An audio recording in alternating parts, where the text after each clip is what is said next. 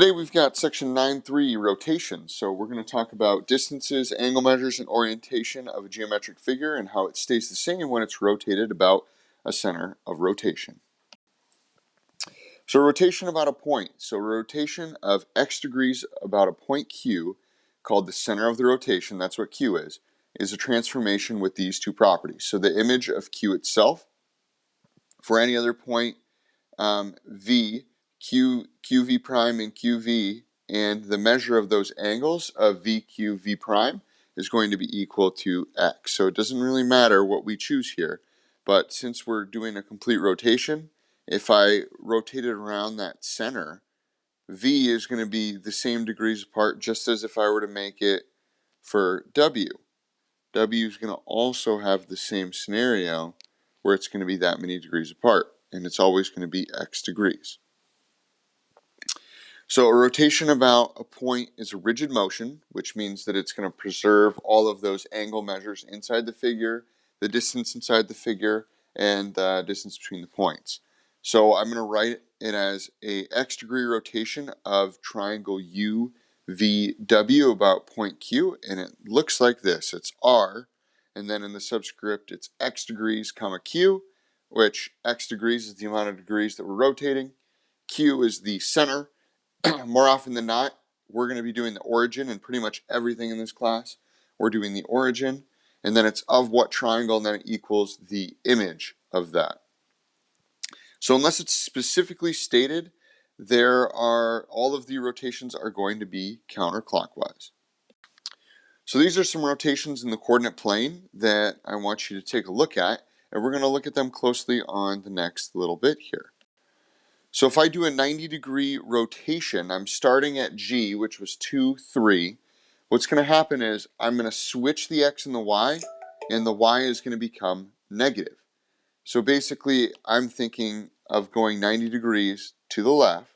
Well, if I was 3 degrees away, 3 away from this, and 2 away from this side, well, I've got to be 3 away from the y-axis now and 2 away from the x-axis.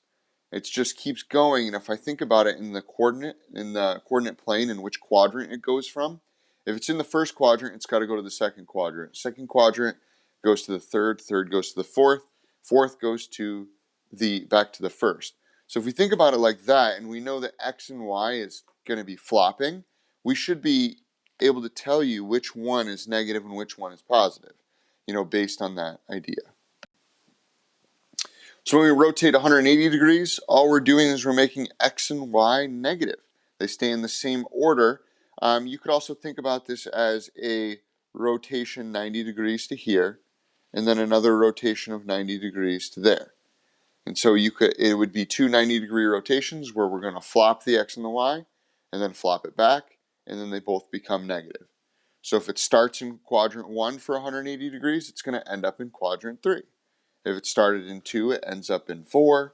If it started in 3, it ends up in 1, and so on and so forth.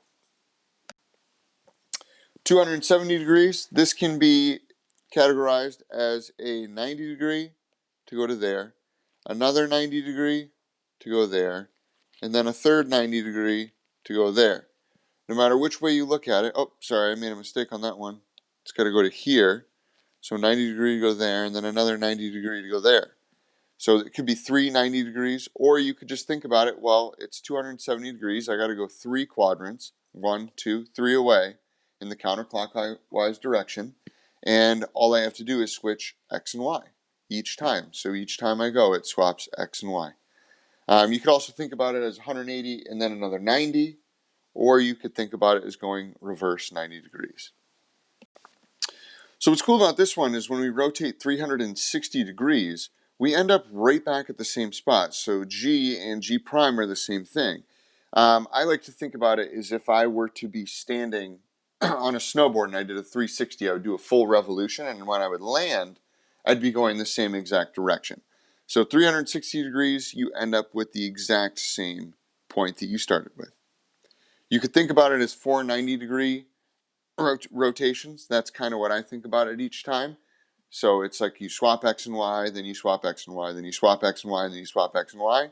and it just ends up being the same thing, which is really nice.